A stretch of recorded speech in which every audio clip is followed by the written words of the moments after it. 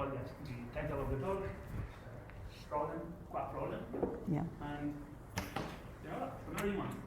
Okay, thank you very much, Ekain, and thank you very much to Kepa and Maria for inviting me here, and to everybody at the ILCLI, naturally. What I'm going to present is part of a larger project that sorry, I got the wrong glasses. And is that the problem of getting old, is that you just use too many. This one's and it's, so this is part of a larger project that I've worked on with my a co-author of several papers, Lorena Ramirez Ludeña, who's a professor at the Faculty of Law of the Universitat Pompeu Fabra.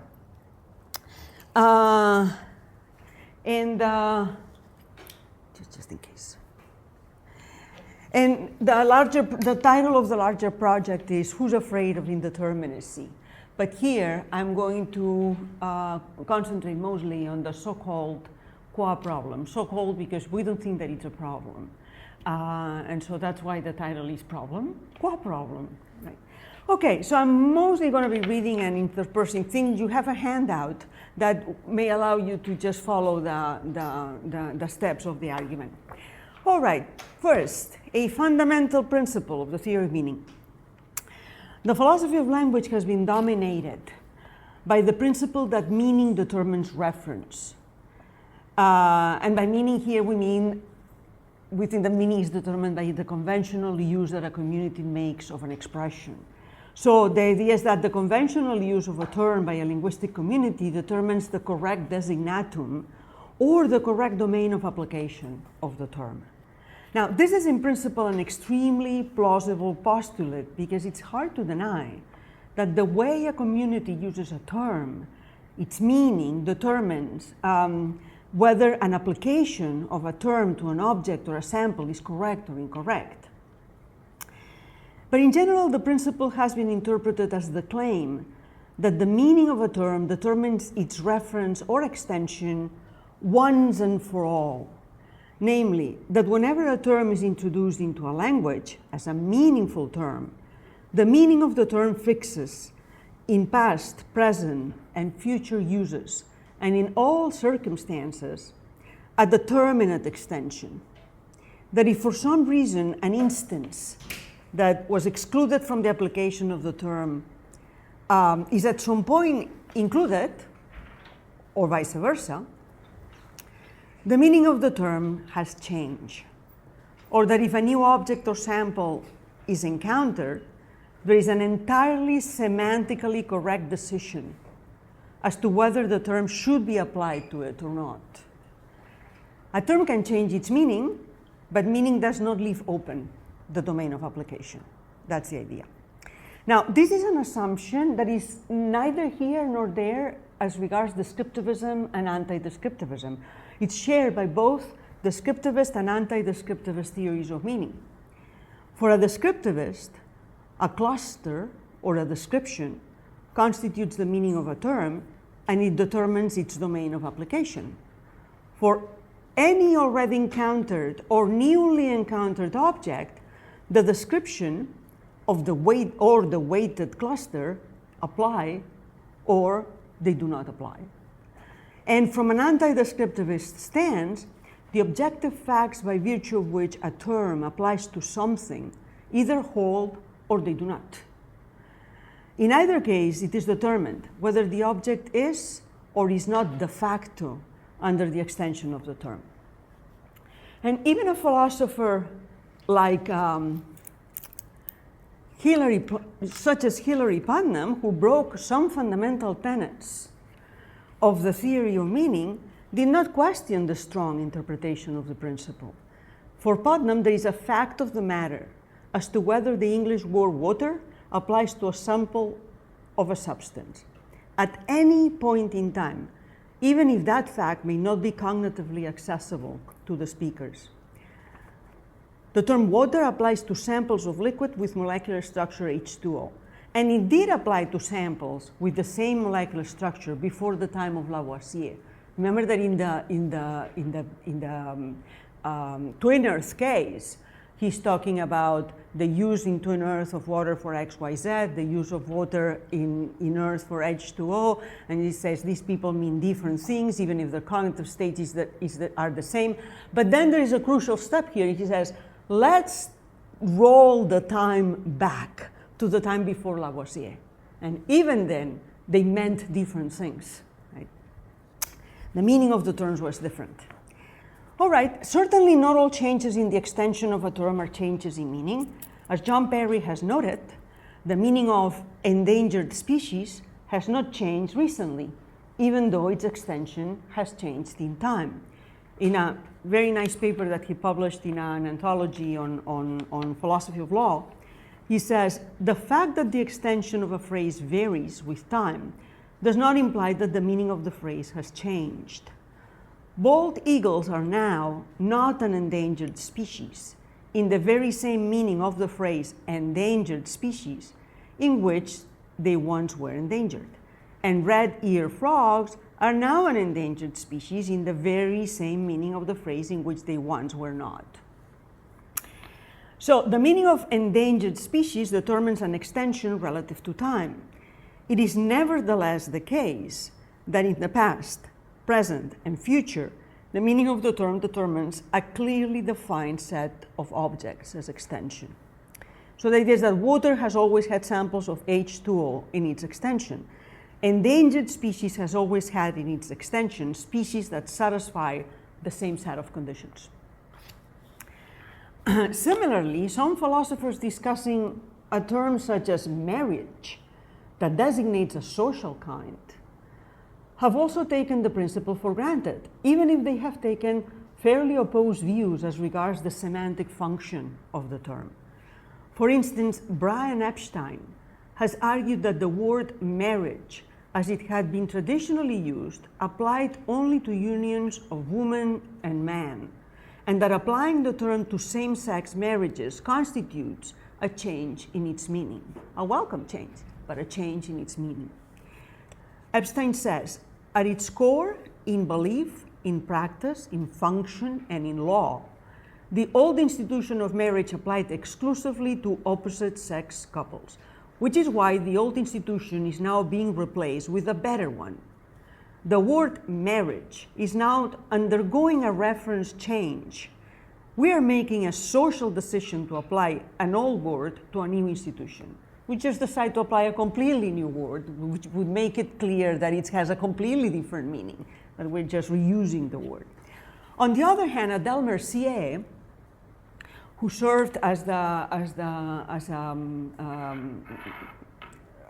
consultant in a famous case in Ontario, and she served in defense of the extension of the institution of marriage to same-sex couples. She has argued that the application of marriage to same-sex couples does not constitute a change in the meaning of the term as traditionally used. And this is because the meaning of marriage, she argues, always applied to same-sex couples. And it was simply a mistake not to acknowledge that fact legally. Mercier offers a semantic argument to conclude that the fundamental characteristic features that define a marriage are, and always were, present in heterosexual as well as same-sex unions, in which case same-sex marriage would have always been under the extension of marriage.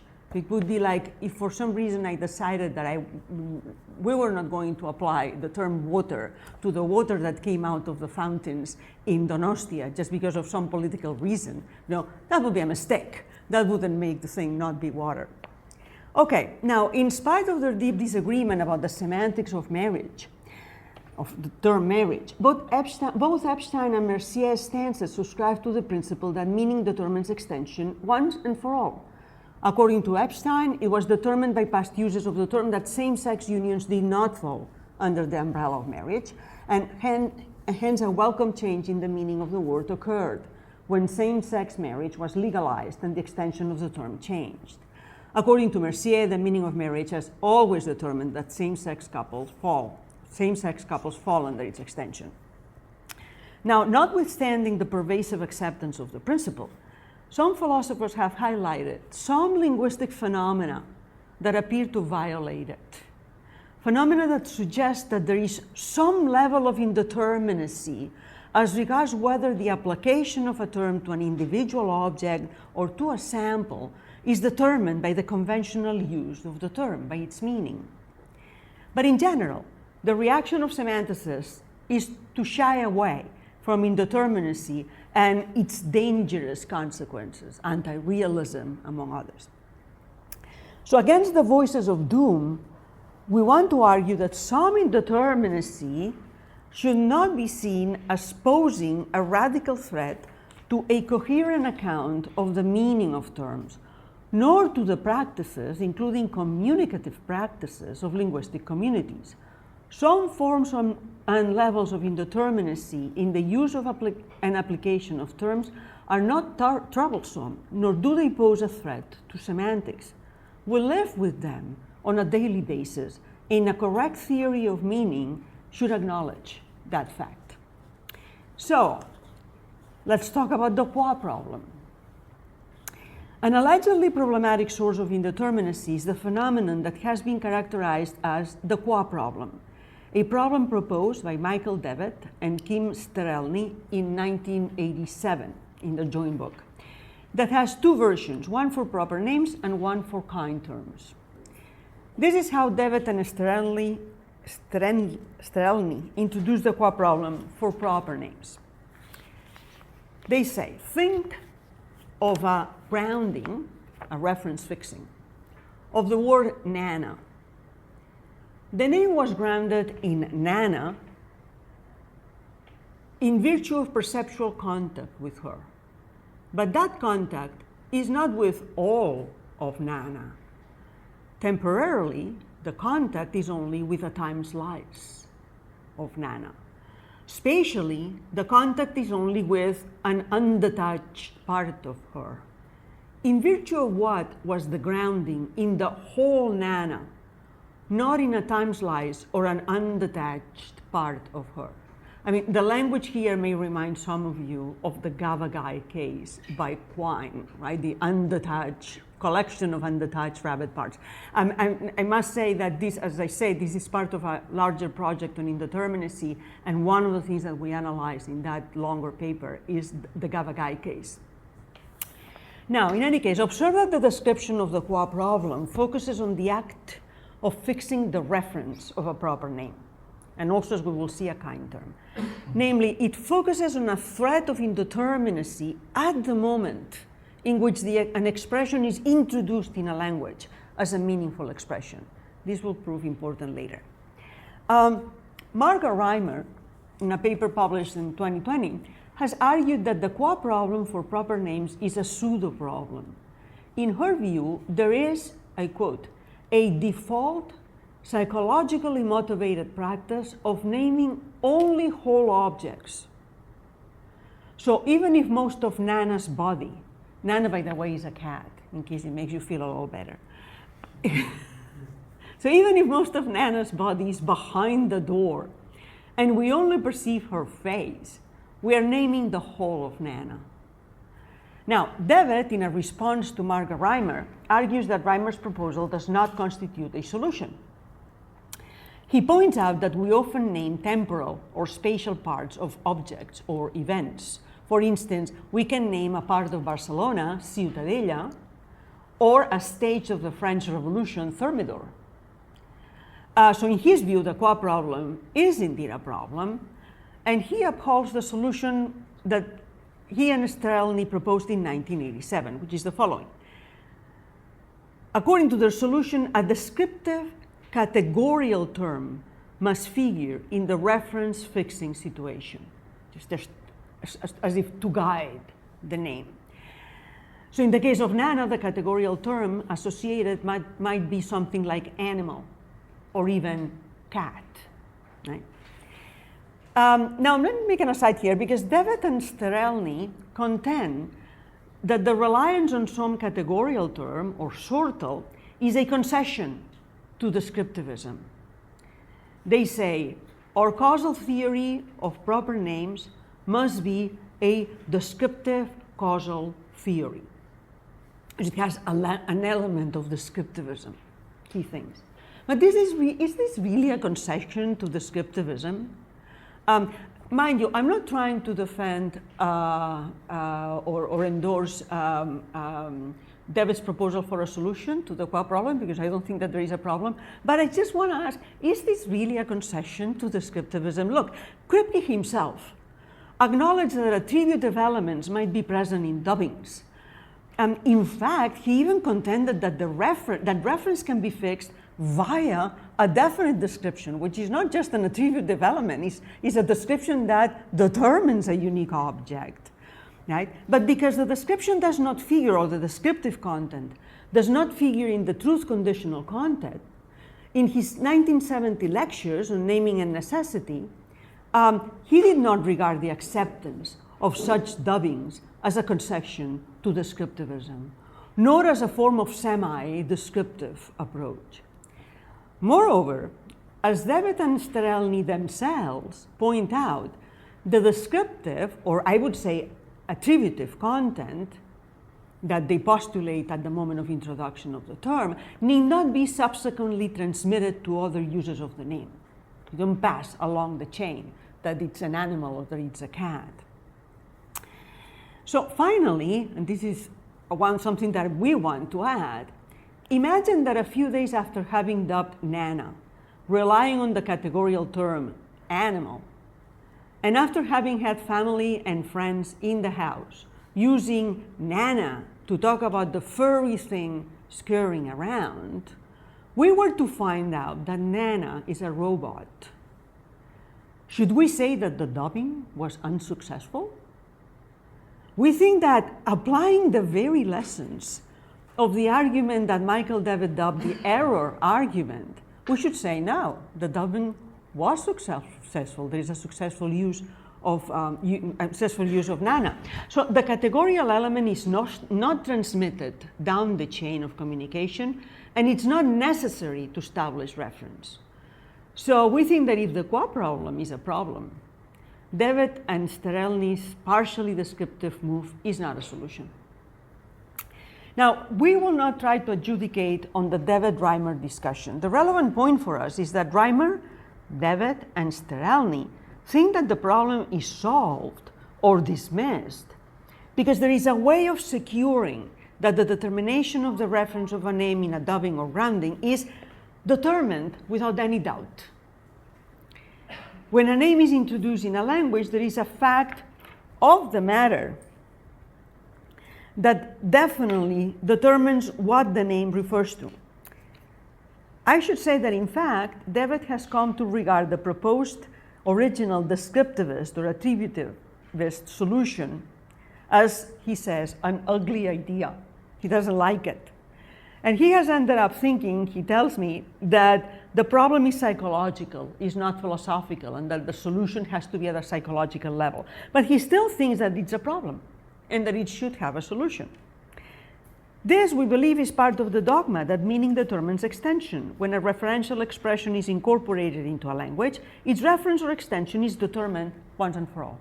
There's no question.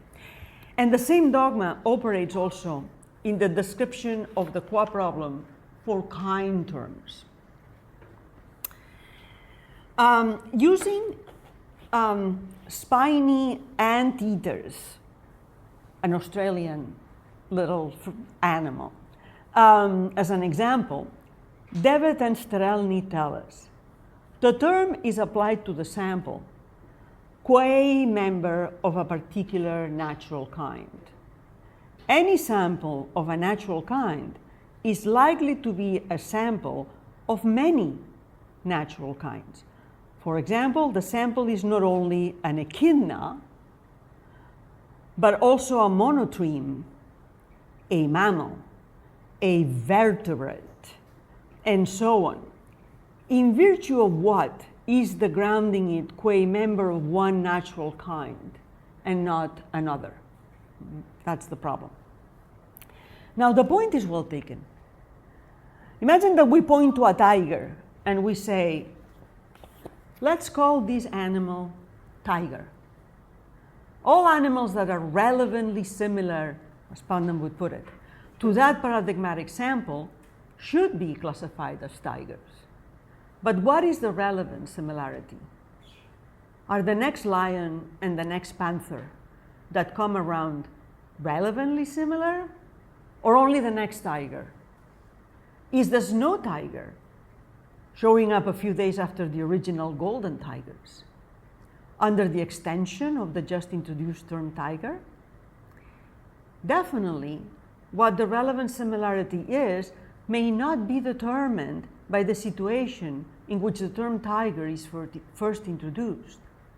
So it seems it may not be determined at the moment of dubbing what the reference of tiger is.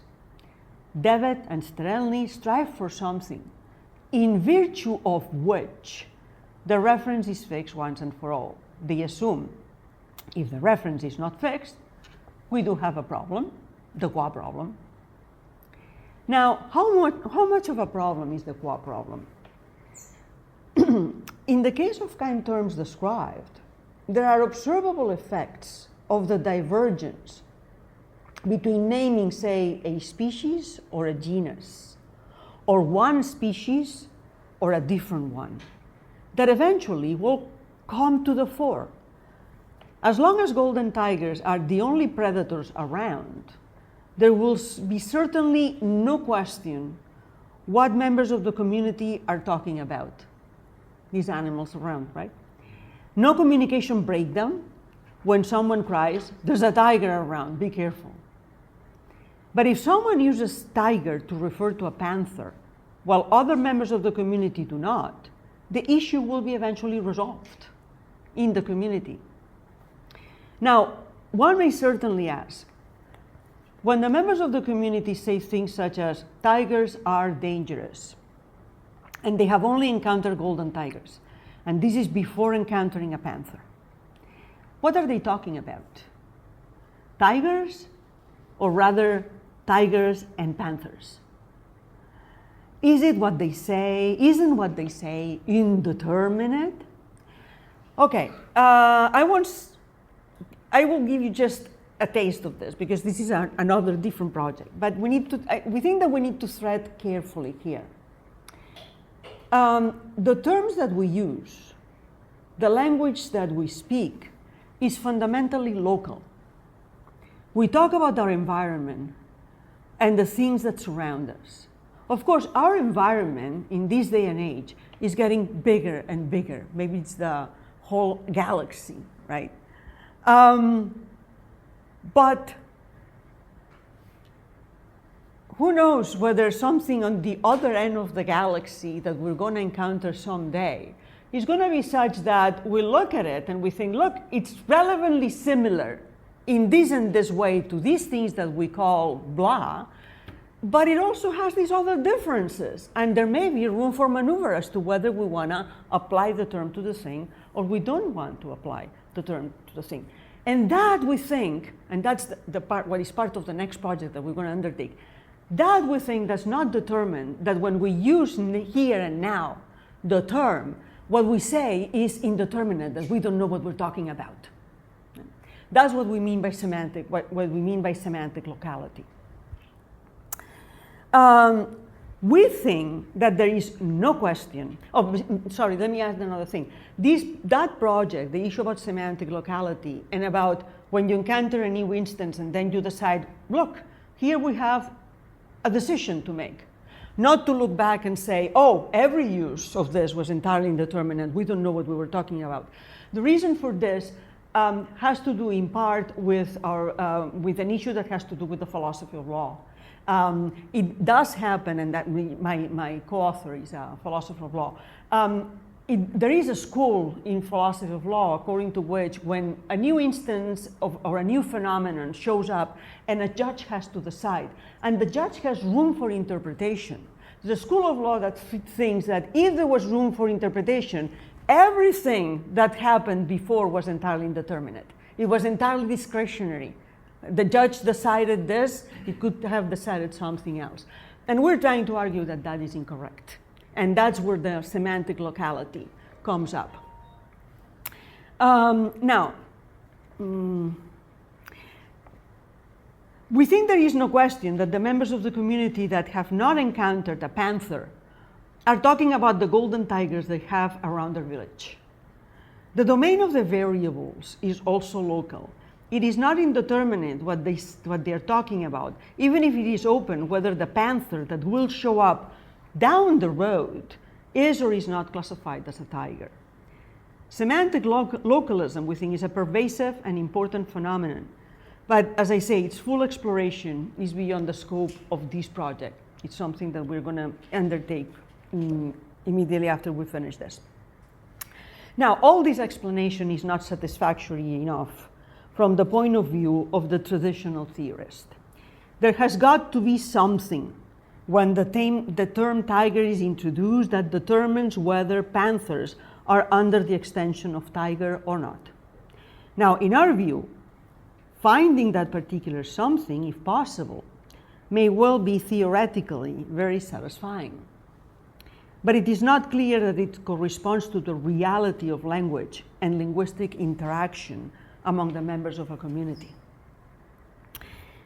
Perhaps, both for proper names and for kind terms, we should acknowledge that introducing a term into a language, fixing a reference, is not an act, a punctual act of naming, but a process. Some time ago, I wrote a paper in which I was arguing the following, that naming a thing or a kind, and I'm quoting, requires success in launching a practice. And launching practices is not something that occurs instantly. For instance, the word Madagascar became the name of the island, started being the name of the mainland, became the name of the island. It did not happen in a specific and circumscribed act of naming. The process may have some gray areas.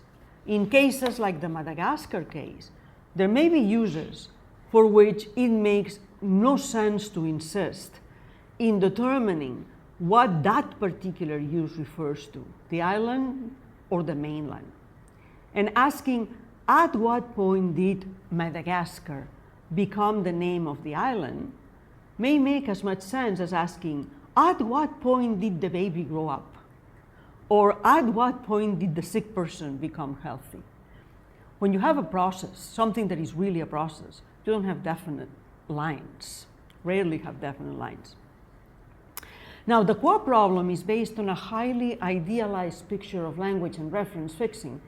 Devitt and Sterelny's causal theory of reference relies also on an artificial distinction between dubbing or grounding and transmitting expressions to other members of the community, as if the latter could not be also part of the process of reference fixing. Granted, surely Devitt talks about multiple groundings, right? You can have reference grounded in one occasion, then something happens, and then you ground on something else, and this accounts for the changes in reference. But observe that each one of these groundings is a punctual act of learning and of naming, and what I'm pushing here is for the idea that this is a process. It doesn't have a definite point. It sure has a point in which Madagascar was not the name of the island, and a point, like now, in which Madagascar is the name of the island, in the same way that there is a point in which the sick person is sick, and a point in which the sick person is healthy, but there is a process in between. So I think that it's difficult to see the qua problem as a serious problem if one does not hold a very strict conception of the theory of meaning and reference, a conception that espouses postulates that were perhaps in highly idealized situations. Now, the presence of gray areas in the fixation of reference, namely the presence of some level of indeterminacy, as regards what an expression refers to when it is introduced, that's something that generates, in our view, the non-problem qua problem, underpins and brings us closer to a more general form of indeterminacy that we have worked in the past, Lorena and myself, this is in a paper published in Synthes in 2021, we characterized the phenomenon as semantic flexibility. So how about, what's semantic flexibility? The idea is the following. When the issue arises as to whether to classify an object, a sample, or a phenomenon under a flexible terms extension, there may be more than one course of action continuous with previous usage. The meaning of the expression may leave it open whether the term should or should not be correctly applied to an exemplar. Now, a few examples. Discussing Putnam's approach to kind terms, Joseph Laporte argues that, I quote, vernacular terms for substances like water or minerals are vague. He uses vague. I think that it's not a matter of vagueness, but anyway, are vague in such a way that it is not clear whether a new substance with the familiar superficial features but a different microstructure, or a new substance with unfamiliar superficial features but the same microstructure, would belong in the extension of a term. Let me make an aside here. I think that this doesn't touch the fact that I think that water is essentially H2O. This is a metaphysical point.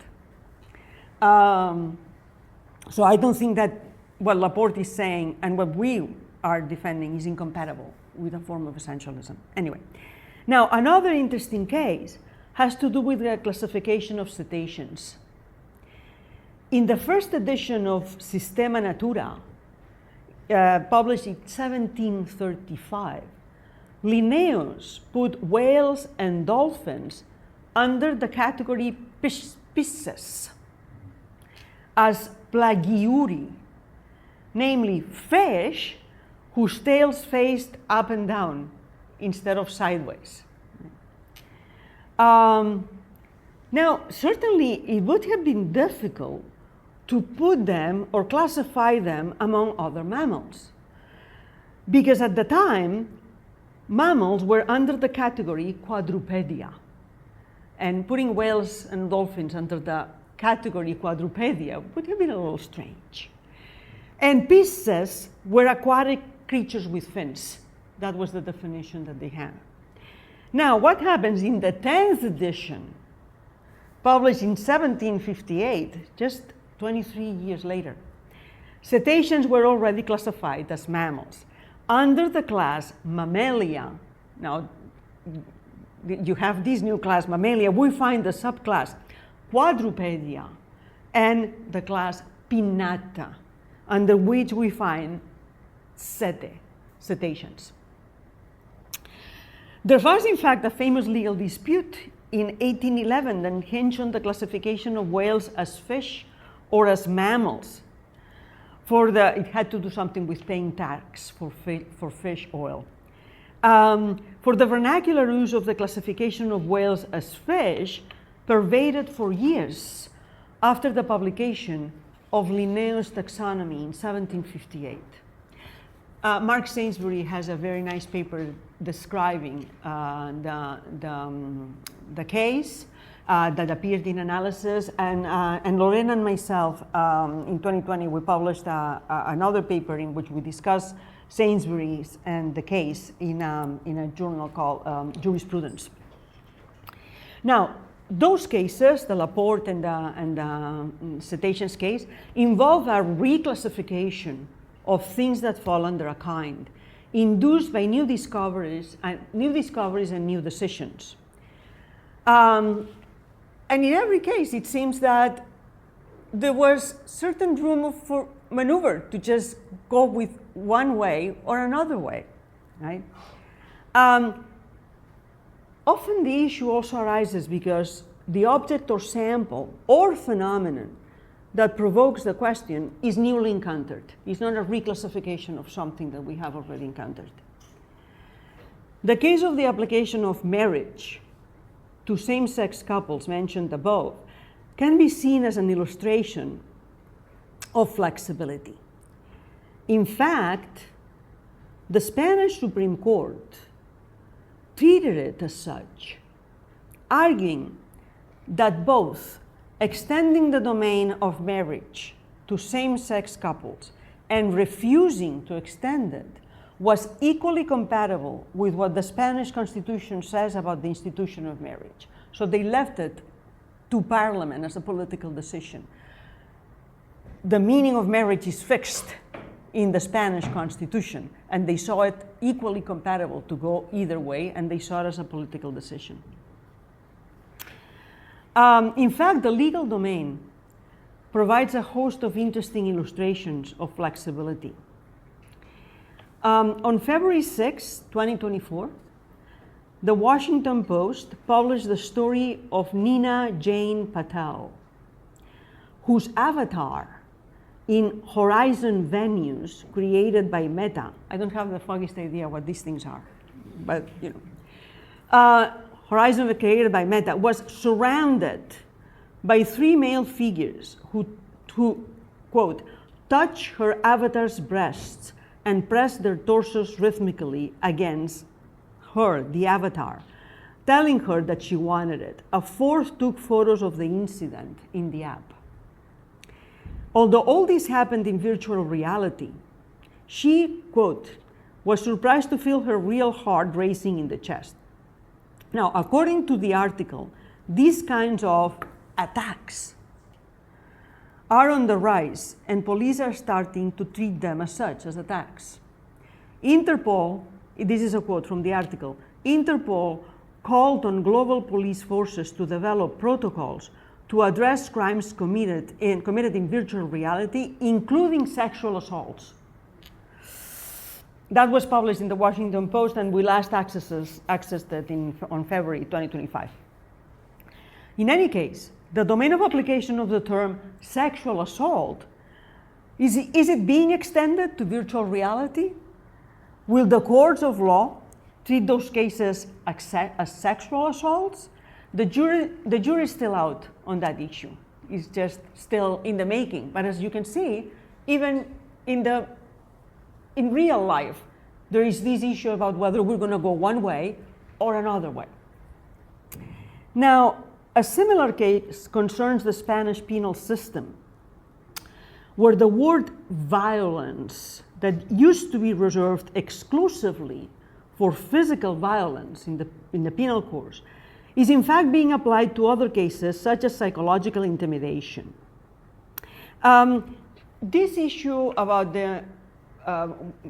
we have a long section in a different paper that is going to be coming out on an anthology on conceptual engineering, is now about to come out. And the issue about violence arises because of the interpretation of the law about coercion in Spain. In the penal system, violence is distinguished from violence is distinguished from intimidation and from applying force on things, fuerza en las cosas. It's not against the person, it's force applied against objects. So there are these things, violence, intimidation, and force on objects. And violence in robbery had always to do with some form of physical violence. What happened? In the article on coercion, for some reason, they talk about coercion being exercised with violence. And so they found that they couldn't treat as coercions some cases in which there were only physical threats or intimidation, because it required violence, and violence was understood as physical violence.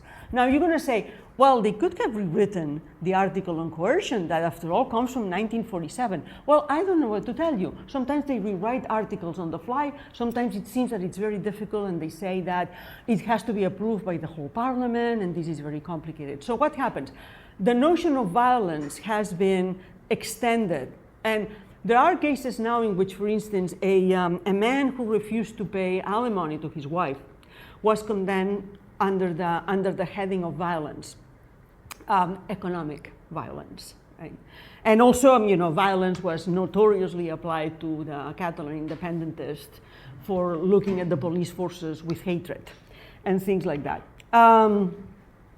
So anyway,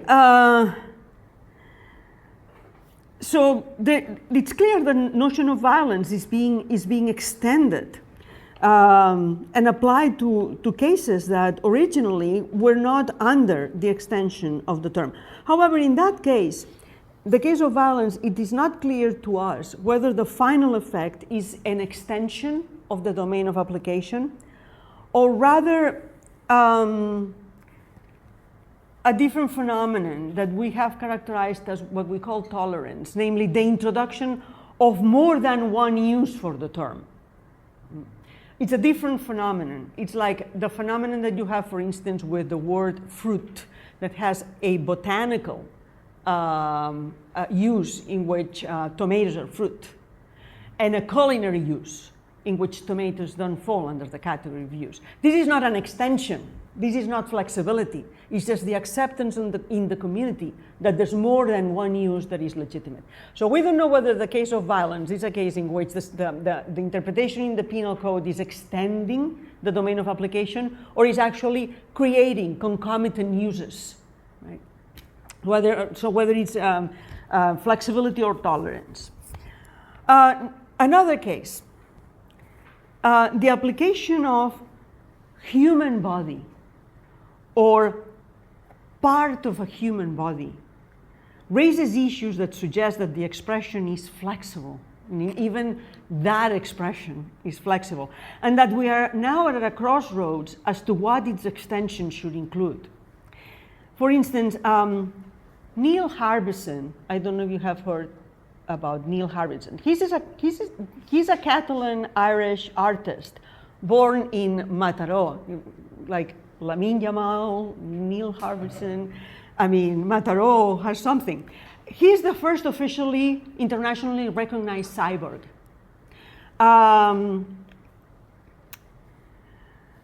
He was born with achromat vision, and he uses an antenna permanently implanted in his skull. I mean, I can show you a picture. This is.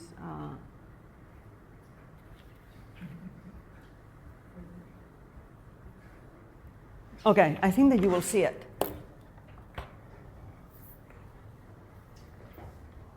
See? If you click on the picture, it might get bigger. Oh, I'm sorry. Yeah, I thought that I had done that.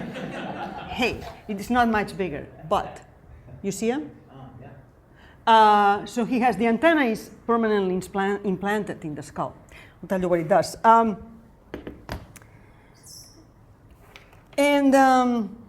So he was born with what is called achromat vision, and he uses this antenna permanently implanted in his skull since 2004 to detect, among other things, colors and convert them into audible signals. Now, I mean, I met him personally once at a discussion panel that Mara Dixon, the neuroscientist, organized, and I just told them, so you constantly, when you look around, you're just listening to this permanent symphony, right? Because of course, I mean, he sees blue and it's a sound, it's yellow, it's another sound, and I just said, don't you go crazy? Of course, he can turn it off, but we can also turn off our eyes by closing them. And what he told me is that, well, and it doesn't get me crazy the same way that you don't go crazy because you're seeing this constant explosion of colors around you. Even in this room that is rather neutral, in many ways philosophers as we are, there's an explosion of colors around us. So anyway, that's what his antenna does for him. It's very interesting. So Harbison's submitted passport photo was initially rejected by UK authorities on the grounds that passport pictures should contain no devices. And that decision was eventually overturned, as Harbison argued that his antenna is part of his body. He also, although this is not entirely clear that what happened here because there's a little evidence missing, but apparently in 2011 his antenna was damaged by police in a demonstration in Barcelona because they thought that he was recording them. And he sued for a physical aggression to his bodily integrity. He didn't sue for having had a device broken or something like that. Now, another one, the Spanish artist, Moon Rivas, has permanent implants in her feet that allow her to feel any earthquake anywhere in the world in real time. In 2011, Rivas also managed to have earrings that allow her to perceive 360 degrees movement accepted in her Spanish passport photo, making them an official part of her image and allowing her to travel everywhere wearing them freely. They're considered part of their body. And you know, you read about all these things and you think like, look, Andy Clark and David Chalmers talk about extended cognition. Now we need to talk about the extended body, physical body, right? All right, so what's going to happen? You know, as technological implants and enhancements become more common, is there a reason to treat them as instruments rather than parts of our bodies? I don't know if you remember that very scary show made by the BBC, Day After Day it was called, in which there was the girl that wanted to have a bionic eye implanted. There are already people that have these kinds of implants inside their body or as part of their body. So some judges clearly think that those implants should not be treated as simple instruments, and that damage to one of those implements is not just subsumable under damage to property, but rather a violation of bodily integrity. Christoph Boblitz wrote a paper that I really, really recommend because it's just a fantastic paper. It's called The Body of Law: Boundaries, Extensions, and the Human Right to Physical Integrity in the Biotechnical Age. And it's published in the Journal of Law and the Biosciences. It's a fantastic paper to read, really. He mentions the case of Price versus the United Kingdom, where, and here I'm going to describe the case, read the case. 4-limb deficient and wheelchair-bound applicant was committed to prison for 7 days. She was in contempt of court and was committed to prison for 7 days. The prison denied her request to bring the battery charger for her wheelchair. She was placed in a facility not suited to meet her special needs for washing and toilet. The European Court of Human Rights unanimously found this in violation of Article 3. Article 3 talks about degrading treatment. So the judges all agreed that that was degrading. But one of the judges, Judge Grieve, agreeing that that was degrading treatment and therefore she had the right to compensation by the UK government, Judge Grieve wrote in a separate opinion, compensatory measures come to form part of the disabled person's physical integrity. Compensatory measures, meaning the wheelchair, etc., come to form part of the disabled person's physical integrity. It follows that, for example, to prevent the applicant who lacks both ordinary legs and arms from bringing with her the battery charger to her wheelchair when she's sent to prison for 1 week, or to leave her in unsuitable sleeping conditions so that she has to endure pain and cold, is, in my opinion, a violation of the applicant's right to physical integrity. It's not just degrading treatment, it's violation of the right to physical integrity. Now, all those cases that I have mentioned here, all these examples are different, but we think that in all of them there's flexibility, for there is more than one way to go that is compatible with past use. The flexibility is made possible by the phenomenon presented in the description of the qua problem. for the presence of different alternative courses of action is made possible by the fact that the domain of application or the conditions to be in the domain of application are not settled at the moment of introduction of the term. Again, I want to point out, before there were any question about these implants to the human body, there was no question, like, you know, in the time of the Romans, or maybe even before, what a human body was, right? It's not that it was indeterminate, what a human body was, because later in the future there's going to be a question and we're going to face a decision as to whether the technological implants are or are not part of the body. But even when we had, I don't know, the pirata pata de palo, things started going in a certain direction there, right? So semantic flexibility goes to the heart of the dogma. For accepting that the semantics of some terms is flexible entails the acceptance that the use a community makes of a word, its meaning, does not unequivocally determine whether an object or a sample falls under the extension of the term.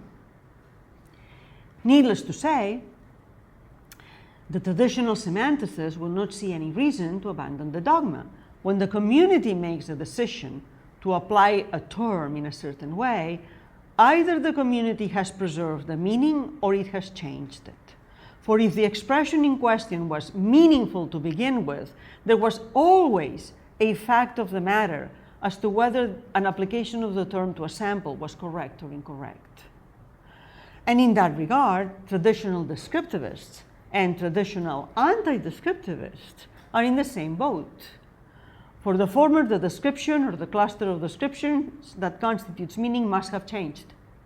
For the latter, the important similarity that underpins the classification must have changed, and so the meaning must have changed for either of them.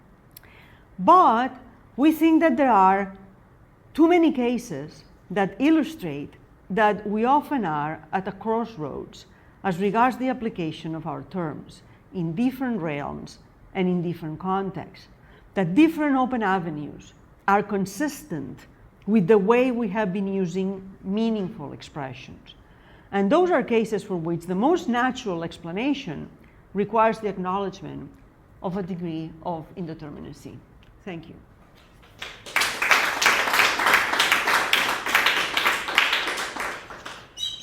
Thank you very much.